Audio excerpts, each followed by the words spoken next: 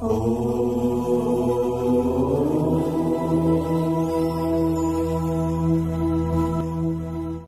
ओम स्वस्ति श्री गणेशाय नमः।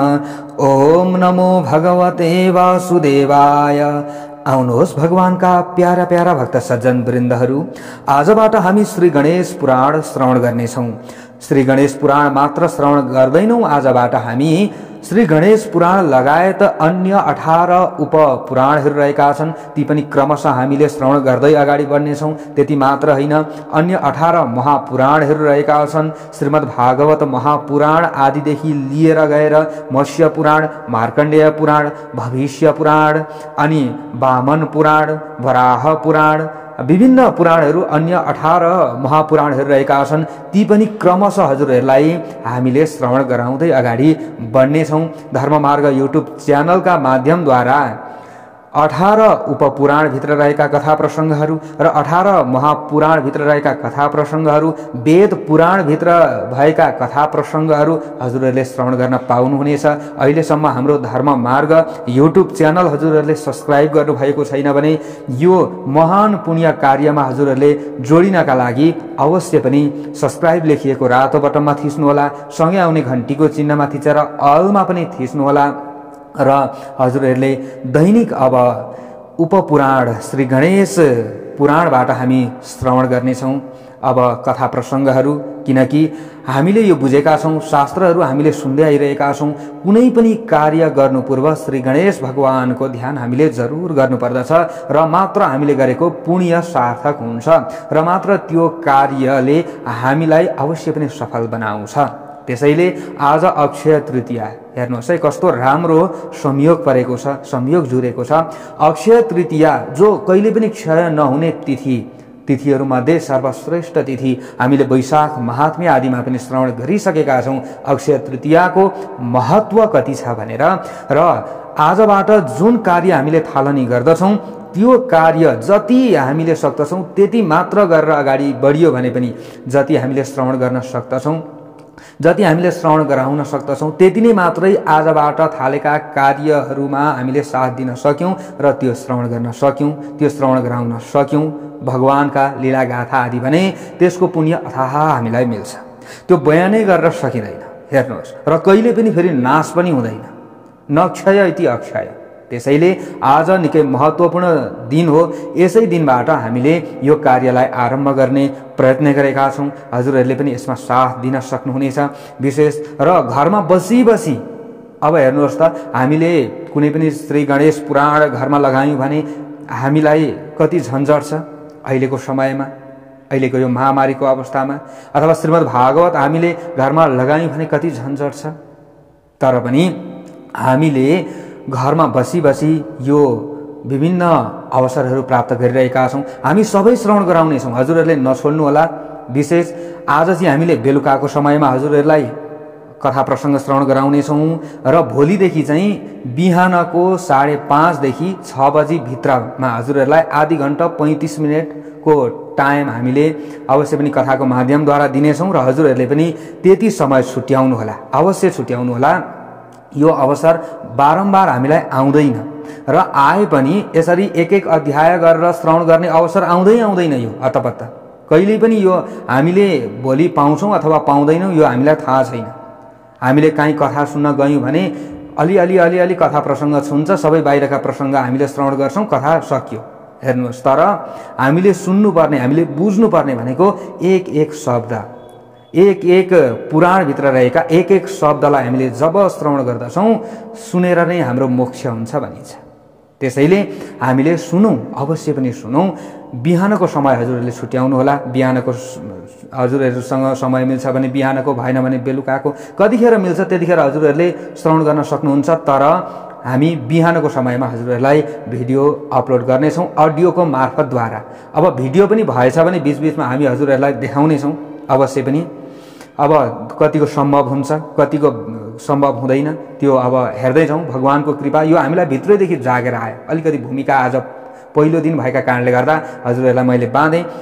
हजुरहरूले श्रवण गर्दै अगाडि बढ्नुहोला र आफ्नो शरीरले कति भ्याउँछ, हाम्रो शरीरले कति भ्याउँछ र कहिलेसम्म भ्याउँछ तहिलेसम्म हामी श्रवण गर्नेछौँ। निरन्तर श्रवण गरेर अगाडि बढौँ।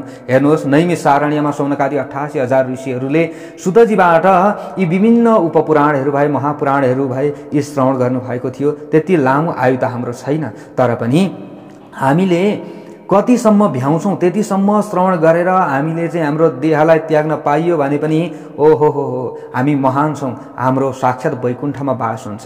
श्री गणेश पुराणको जुन यो महात्म्य रहेको छ, यसको व्याख्या रहेको छ, यसको महत्त्व रहेको छ, यो अहिले मैले यहाँ भनेर सकिँदैन। हामीले सुन्दै जाउँ कस्तो रहेछ महत्त्व, के हामीलाई पुण्य मिल्ने रहेछ, त्यो सबै कुरा हामीले बुझ्दै जानेछौँ। हामी अवश्य पनि हजुरहरूलाई पुरा श्रवण गराउनेछौँ। त्यसैले हजुरहरूले च्यानल सब्सक्राइब गरेर अवश्य पनि हामीमा जोडिनुहोला, धर्ममार्ग युट्युब च्यानलमा जोडिनुहोला। अनि अर्को अनुरोध के पनि भने हामीले कुनै पनि पुण्य कार्यमा अरूलाई लगायौँ भने त्यसको 10% पुण्य हामीलाई मिल्छ र पाप कर्ममा कसैलाई हामीले लगाइयो भने उसले गरेको पापको 10% हामीले त्यो पाप भोग्नु पर्दछ। हेर्नुहोस्, त्यसैले हजुरहरूले पनि धर्ममार्ग युट्युब च्यानलबाट अब 18 उपपुराणहरू श्रवण गर्न पाउनेछौँ हामीले। तपाईँ पनि श्रवण गर्नुहोस् भनेर यसो छिमेकीलाई पनि लाउनुहोस्, यसो सब्सक्राइब गर्न लगाउनुहोस्। हजुरले पनि यसो अरूलाई सेयर गरिदिनुहोस्, सबैलाई सेयर गरिदिनुहोस्। यो गणेश पुराणको पुस्तक बाँडेको पुण्य मिल्छ। यो हेर्नुहोस्, अहिलेको समयमा मैले बारम्बार हजुरहरूलाई भन्ने गरेको छु कि यो जुन गणेश पुराण छ, यो पुस्तक किनेर हामीले कहिले बाँडौँला, कहिले के गरौँला, यो हामीले सोचभन्दा बाहिरको कुरा हुन्छ, कल्पनाभन्दा बाहिरको कुरा हुन्छ। त्यसैले सेयर त हामीले गर्न सक्छौँ, अवश्य पनि अरूलाई सेयर गरिदिउँ। अवश्य एक शब्द, एक अध्याय हामीले दान गरेको, एक अध्यायको हामीले पुस्तक दान गरेको, श्री गणेश पुराण दान गरेको हामीले पुण्य प्राप्त गर्न सक्दछौँ। यो हो हामीले गर्नुपर्ने कर्म भनेको, यो हो हामीले गर्नुपर्ने धर्म भनेको। आउनुहोस् भगवानका प्यारा प्यारा भक्त सज्जन वृन्दहरू, अब सर्वप्रथम श्री गणेश भगवानको हामीले ध्यान गरौँ। अनि ध्यान गरेर हामी सरासर अगाडि बढ्नेछौँ। दिनको 1 अध्याय सके 1 अध्याय, 2 अध्याय सके 2 अध्याय, 3 अध्याय सके 3 अध्याय, लगभग 30-35 मिनट भित्रमा जति सकिन्छ त्यति हामी श्रवण गर्नेछौँ। नआत्तिनु होला, नहडबडाउनु होला। अनि अर्को के गर्न सक्नुहुन्छ भने हजुरहरूलाई यदि आस्था भयो भने यो हजुरले चाहिँ यो सम्झिनु पर्यो कि मैले घरमा पुराण लगाउँदैछु, म ध्यानपूर्वक सुन्दैछु, मैले घरमा श्री गणेश पुराण लगाउँदैछु।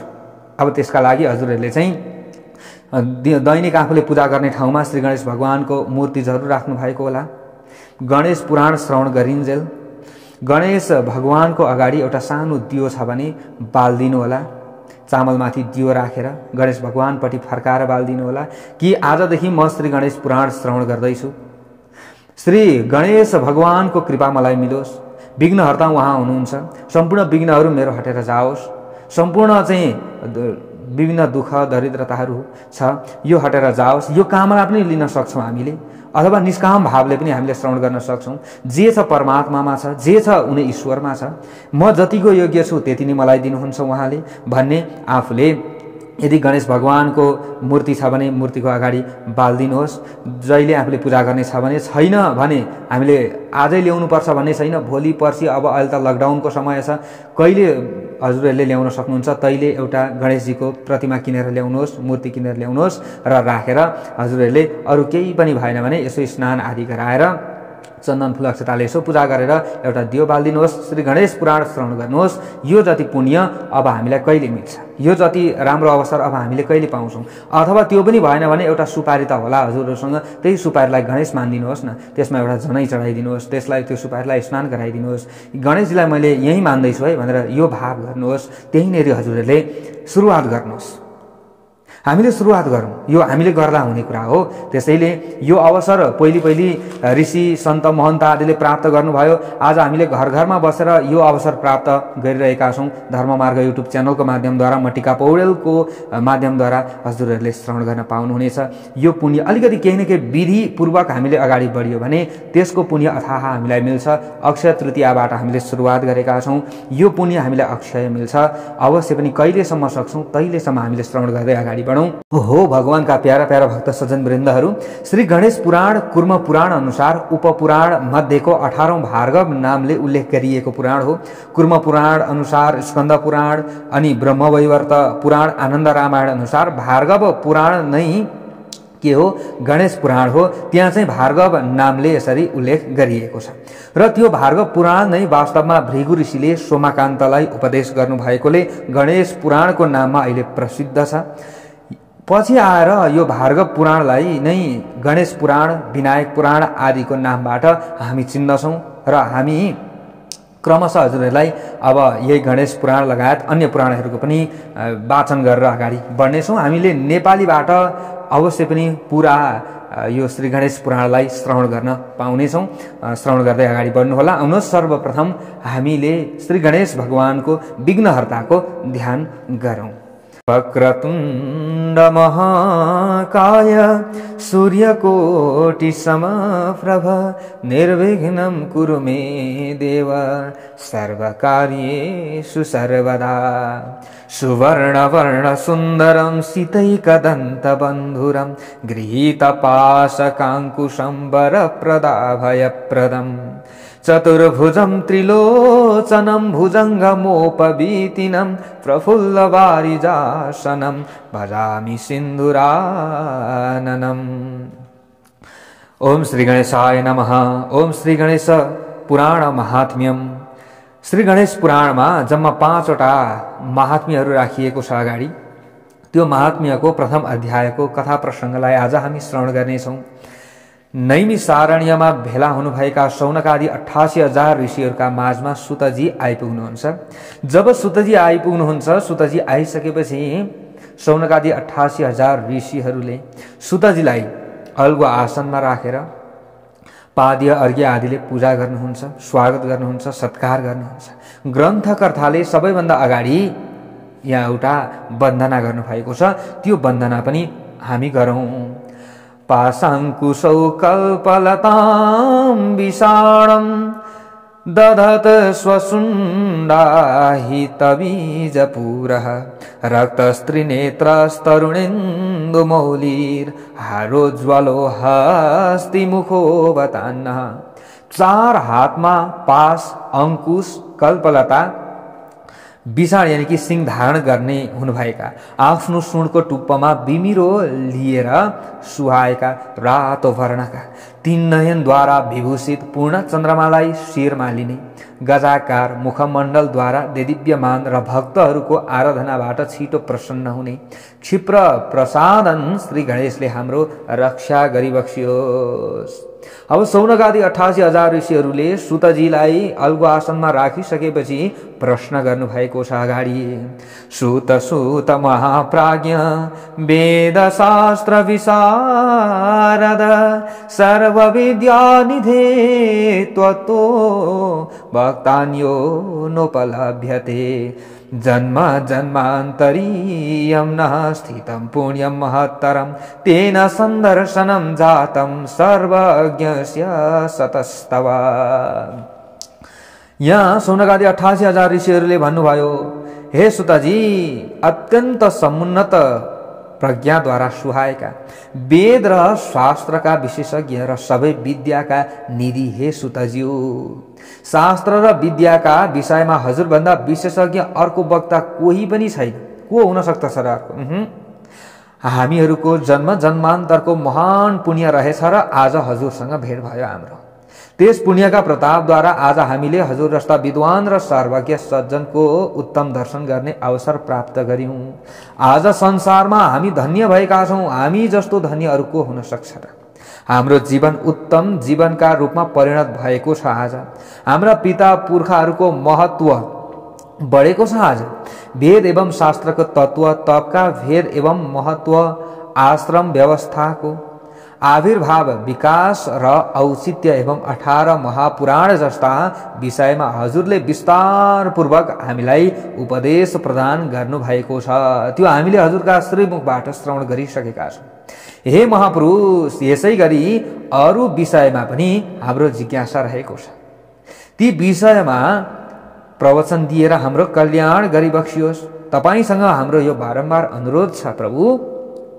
हे सुतजी, शौनक ऋषिको 12 वर्षसम्म चल्ने महायागमा हामी दीक्षित भएका छौँ। हजुरको कथामृत पानभन्दा अर्को विश्रामको उपाय छैन जस्तो हामीलाई लागिरहेको छ। हामीलाई अन्य कथा प्रसङ्ग श्रवण गराइदिनुहोस् जसबाट हाम्रो कल्याण होस् भनिसकेपछि अब सुतजीले अगाडि भन्नुहुन्छ। साधु पृष्ठ महाभागा भवद्भिः पुण्यकर्मभिः साधूनां समचित्तानां मतिर्लोकोपकारिणी। सुतजीले भन्नुभयो, उत्तम भाग्य भएका हे ऋषिहरू हो, हेर्नुहोस् त, हामीले जब 18 महापुराणहरू श्रवण गर्दछौँ, 18 उपपुराण हामीले श्रवण गर्दछौँ, तब हाम्रो के भयो, भाग्य प्रबल हुन्छ। तब मात्र हामी भाग्यमानी हुन्छौँ। मैले अगाडि महात्म्यमा पनि हजुरहरूलाई भनेको छु। ल, यहाँ पनि सुतजीले त्यही भन्नुभयो त, उत्तम भाग्य भएका हे ऋषिश्वरहरू हो, पुण्य कर्ममा प्रवृत्त हुनुभएका तपाईँहरूको उत्तम जिज्ञासा व्यक्त गर्नुभएको छ। सर्वत्र समान दृष्टि भएका सज्जनहरूको बुद्धि लोकको उपकारमा निरन्तर प्रवृत्त हुने गर्दछ। हे ब्राह्मण देवताहरू, मलाई पनि उत्तम कथाहरूको वक्ता भएर आदर्शको उपस्थापन गर्न पाउँदा ज्यादै सन्तोष लागेको छ। उत्तम चरित्रले सुहाएका तपाईहरू जस्ता विद्वान श्रोताहरूका सामु मैले विशेष रूपमा शास्त्र र विद्यामा आधारित कथाहरूको प्रकाशन गर्नेछु। 18 महापुराणहरू भन्दा भिन्दै श्री गणेश पुराण, नारदीय पुराण, नृसिंह पुराण जस्ता पुराण समेत गरी 18 उपपुराण पनि रहेका छन्। हे शौनकादि 88,000 ऋषियो, म सर्वप्रथम ती उपपुराणहरू मध्ये श्री गणेश पुराणको विषयवस्तु तपाईहरू समक्ष प्रकाशित गर्नेछु। हेर्नुहोस् है, सुतजीले पनि सबैभन्दा अगाडि श्री गणेश पुराणबाट श्रवण गराउनु भएछ, अन्य पुराणहरूको श्रवण गराउनका लागि। त्यसैले मैले अगाडि पनि हजुरहरूलाई भनेको छु कि कुनै पनि कार्यको थालनी गर्नु पूर्व श्री गणेश भगवानको हामीले पूजा गर्नै पर्दछ। श्री गणेश पुराण हामीले श्रवण गरियो र अन्य पुराणहरू हामीले श्रवण गर्दै अगाडि बढियो भने अब हाम्रो जीवन सार्थक भयो। ल, हामीले यो बुझ्नु पर्दछ। अब यहाँ भन्दै हुनुहुन्छ सुतजीले, मर्त्यलोकमा श्री गणेश पुराणको श्रवण अत्यन्त दुर्लभ मानिएको छ। कहाँ त्यति सजिलै पुराण श्रवण गर्न पाइन्छ र मर्त्यलोकमा? दुर्लभम श्रवणम यस्य मर्त्यलोके विशेषतः। दुर्लभ छ मर्त्यलोकमा त श्री गणेश पुराण श्रवण गर्न। तैपनि म तपाईहरुलाई श्रवण गराउँदैछु। भगवान श्री गणेशको नाम स्मरणबाट मात्र मानिस कृतकृत्य हुन्छ। यस्य स्मरण मात्रेण कृतकृत्यो भवेन्नरः। त्यो व्यक्ति के हो? एकदम भाग्यमानी हो, जसले भगवान श्री गणेश को चाहिँ बारम्बार स्मरण गर्दछ। उसका सारा अमंगलहरू नाश भएर जान्छ। श्री गणेश को संप्रभुताको बारे सम्पूर्णतया बताउन शेष नाग र ब्रह्मा पनि असमर्थ एकदम छन्। समर्थ उनीहरू पनि हुँदैनन्। यसो हो तापनि, यस्तै भए तापनि तपाईहरुको आज्ञालाई शिरमा राखेर आफ्नो ज्ञान अनुसार म संक्षेपमा श्री गणेश पुराणको महत्व वर्णन गर्नेछु। अनेक जन्ममा आर्जित पुण्यबाट मात्र श्री गणेश पुराण सुन्न पाइन्छ। पाखण्डी, नास्तिक र पापीहरू अनेक प्रयास गर्दा पनि श्री गणेश पुराण सुन्ने सौभाग्यबाट वञ्चित छन् र वञ्चित हुन्छन्। श्री गणेश नित्य, निर्गुण र अनादि स्वरूप हुनुहुन्छ। त्यसकारण श्री गणेशको वास्तविक स्वरूप कसैले पनि बताएर सक्दैन। तथापि उपासनामा निरन्तर लाग्ने मानिसहरूले उहाँको स्वरूपलाई जान्न इच्छा गर्दछन्। ती सबैको जिज्ञासा मेटाउन म सर्वप्रथम श्री गणेशको निर्गुण स्वरूपको विषयमा प्रवचन गर्दछु। वास्तवमा श्री गणेश ओमकार रूप भगवान हुनुहुन्छ। उहाँ वेद आदि शास्त्रहरूमा ओमकारकै रूपमा विराजमान हुनुहुन्छ। श्री गणेशलाई मुनिगण र इन्द्र आदि देवताहरूले हृदयमा स्मरण गर्दछन्। ब्रह्मा, शिव, विष्णु र इन्द्रले निरन्तर जुन श्री गणेशको आराधना गर्दछन्, जुन श्री गणेश सम्पूर्ण संसारका कारण हुनुहुन्छ र सबै कारणका पनि कारण तत्व हुनुहुन्छ। जसको आज्ञा प्राप्त गरेर ब्रह्माले जगतको सृष्टि गर्नुहुन्छ, विष्णुले जगतको पालन गर्नुहुन्छ र शिवजीले जगतको संहार गर्नुहुन्छ। जुन श्री गणेशको आज्ञाका वशवर्ती भएर श्री सूर्यनारायण निरन्तर आकाश मण्डलमा भ्रमण गरिरहनुहुन्छ, जसको आज्ञा पाएर पवनदेव सर्वत्र विचरण गर्नुहुन्छ, जसको आज्ञा अनुसार जल तत्व सम्पूर्ण विश्वमा फैलिएर रहन्छ, जुन श्री गणेशको आज्ञाबाट ग्रह नक्षत्रले आफ्ना किरण संसारमा फैलाउँछन्, जुन श्री गणेशको आज्ञाबाट अग्निदेवता स्वर्ग मर्त्य एवं पातालमा जाज्वल्यमान बन्दछन्, त्यस्ता ती परमेश्वर श्री गणेशको चरित्र गुप्त र गहन पनि छ। त्यसलाई आजसम्म कसैका सामु प्रकाशित गरिएको छैन, तर आज म तपाईहरु सामु आधारपूर्वक प्रकाशित गर्नेछु। फेरि अनादर गरेर हैन, आधारपूर्वक प्रकाशित गर्दैछु। हे ब्राह्मण देवताहरू, श्री गणेशको त्यो पावन चरित्र तपाईहरुले श्रद्धापूर्वक सुन्नुहोस्। सर्वप्रथम ब्रह्माले अत्यन्त तेजस्वी शिष्य जो वेदव्यास जी हुनुहुन्थ्यो, वेदव्यास जीलाई श्री गणेशको चरित्र बताउनु भएको थियो। वेदव्यास जीले भृगु ऋषिलाई बताउनु भएको थियो र भृगु ऋषिले पनि त्यो पावन चरित्र आफ्ना शिष्य सोमकान्तलाई उपदेश गर्नुभएको थियो। व्रत, यज्ञ, तप, दान र तीर्थाटनद्वारा जसले कोटि कोटि पुण्य आर्जित गरेका छन्, ती भाग्यशाली साधकहरूको बुद्धिमा मात्र श्री गणेशको चरित्र र श्री गणेश पुराणको श्रवण गर्ने जिज्ञासा पैदा हुन्छ, जोसुकैमा कहाँ हुन्छ र। हे उत्तम ब्राह्मणहरू, जसको संसारको ऐश्वर्य, पत्नी, पुत्र र भू सम्पत्तिमा आसक्ति हुँदैन, ती पुण्यवान मानिसहरू मात्र मयूरेशका नामबाट प्रसिद्ध हुनुभएका श्री गणेशको कथामृत पान गर्न आधारपूर्वक लालायित हुन्छन्। हे मुनिजन हो, सोमकान्त नामक प्राचीन राजाको कथाको प्रसङ्गबाट म आज तपाईहरूलाई मयूरेश प्रभुको महिमा बताउँछु। श्री गणेश प्रभुको महिमा बताउँदैछु आज। कुनै समयमा यहाँ भन्दै हुनुहुन्छ, अब सौराष्ट्रे देवनगरे सोमकान्तो भवन नृप, वेदशास्त्रार्थ तत्त्वज्ञो धर्मशास्त्रार्थ तत्परः। कुनै समयमा सौराष्ट्र प्रान्तको देवनगरमा सोमकान्त नामक राजा थिए। ती वेद र शास्त्रका तत्त्वज्ञाता पनि थिए र धर्मशास्त्रको अर्थबोध एवं प्रयोगमा नित्य तत्पर थिए। राजा सोमकान्तले आफ्नो बुद्धिद्वारा बृहस्पति र सम्पत्तिद्वारा कुबेर, सहनशीलताद्वारा पृथ्वी, गाम्भीर्यद्वारा महासागर, आभा र कान्तिद्वारा सूर्य एवं चन्द्रमा, प्रतापद्वारा अग्नि र सौन्दर्यद्वारा कामदेवलाई परास्त गरेका थिए। राजा सोमकान्तका बलवान, दृढ चरित्र, पुरुषार्थी, नीतिशास्त्रका विशेषज्ञ, शत्रु राष्ट्रलाई शौर्य र वीर्यले छिन्न भिन्न तुल्याउन समर्थ र गुणवानका रूपमा संसारमा प्रख्यात 5 महात्माहरू थिए। ती 5 महात्माहरू मध्ये प्रथम रूपवान, दोस्रो हुनुहुन्थ्यो महात्म्य विद्याधीश, तेस्रा महात्म्य मोक्षङ्कर र चौथा महात्म्य ज्ञानगम्य र 5औं महात्म्य सुबल नामबाट प्रसिद्ध हुनुभएको थियो। अब राजा सोमकान्तकी अत्यन्त गुणवती र रूपवती सुधर्मा नामक रानी पनि थिइन्। ती निरन्तर भगवानको भजनमा लागिरहन्थिन्। ती सधैँ अतिथि अभ्यागतको स्वागत सेवा गर्दथिन्। ती पति सेवा र पतिको आज्ञा पालनमा निरन्तर जागरूक भइरहन्थिन्। सोमकान्त राजा र सुधर्मा रानीका सुपुत्र हेमकण्ठ नामबाट संसारमा विख्यात थिए एकजना। हे मुनिहरू, सोमकान्तले सबै राजाहरूलाई वशवर्ती तुल्याएर पृथ्वीमा राज्य गरे। ती राजा नित्य धर्माचरणमा तत्पर, यज्ञशील, दानी र त्यागीका रूपमा संसारमा प्रसिद्ध भए। यति भनेपछि अब सौनकादि 88,000 ऋषिहरूले फेरि सोध्नुभयो, श्री गणेश पुराणस्य महिमा यादृशो मुने कथ्यतां कृपया शीघ्रं सोमकान्त प्रसङ्गतः। अब ऋषिहरूले सोध्नुभयो, हे आचार्य, श्री गणेश पुराणको जुन किसिमको महिमा छ त्यस विषयमा राजा सोमकान्तको जीवनीको प्रसङ्गबाट हामीलाई बताउनुहोस् न त, हामी सुन्न तयार छौँ। तब सुतजीले भन्नुहुन्छ, हे ऋषिहरू, राजा सोमकान्तको पाप र त्यसको परिणामको विषयमा म भन्दछु, तपाईहरू सुन्नुहोस्। एक दिन 81 तिनको शरीरमा जुन रोग लाग्दा मानिसका नङ औँला अथवा नाक गलेर झर्ने गर्दछन् त्यस्तो अत्यन्त दुःखदायक पिप्ले भरिएको कुष्ठरोग देखियो। पूर्व जन्ममा गरेका पापको परिणामबाट धर्मात्मा ती राजाले त्यो रोग बिहोर्नु परेको थियो। त्यो जन्ममा त उनले राम्रै गरेका थिए, तर पूर्व जन्ममा उनले पाप गरेका थिए। त्यसै कारणले गर्दा उनले दुःख पाए। वास्तवमा शुभ अथवा अशुभ कर्मले कहीँ पनि मानिसलाई छाड्दैन।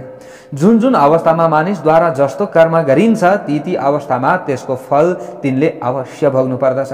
यसरी गलत कुष्ठ रोगले ग्रस्त राजा सोमकान्त गहन समुद्रको माझमा डुङ्गा डुबे झैं दुःखका सागरमा अब डुबे। ती राजाले सर्पले डसेको प्राणीले झैं धेरै वेदना भोग्नु पर्यो। अनेक घाउका खोबिल्टाले जेलिएका शरीरबाट चारैतर्फ रगत चुइरहेका र पिप एवं रगतले मुछिएका त्यो राजालाई घाउका किराले अत्यन्त व्याकुल बनाए। क्षय रोगले जीर्ण शीर्ण मानिस झैं तिनको शरीरमा हाड मात्र देखिन्थ्यो।